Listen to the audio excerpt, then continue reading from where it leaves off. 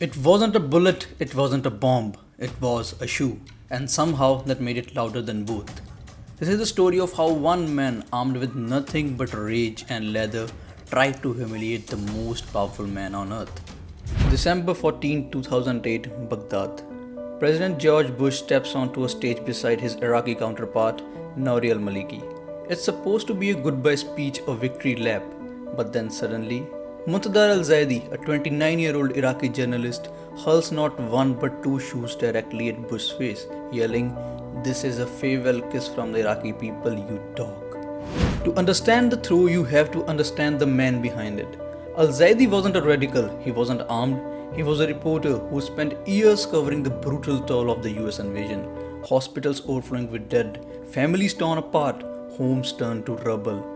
He had watched his country fracture, its leader fall, and his people die by the thousands, all while the man in the suit smiled at cameras.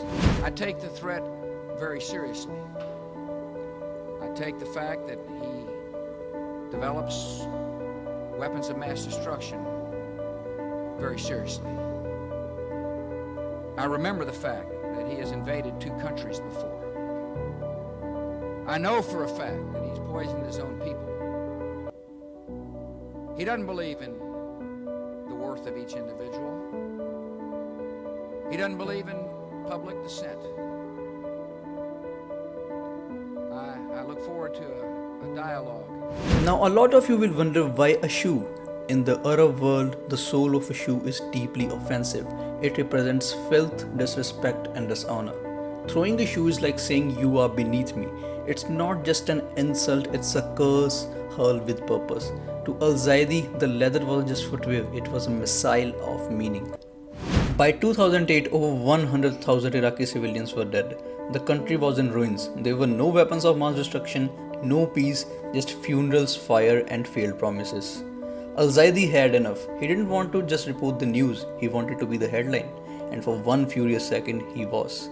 Al-Zaidi was tackled, beaten, and imprisoned for 9 months. He emerged to a hero's welcome, but he turned down luxury cars, gold-plated shoes, and even offers for marriage.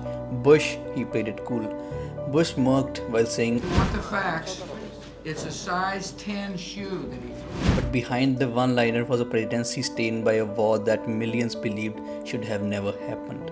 Subscribe to Leaders Unfolded, where power is peeled back and the untold becomes unforgettable.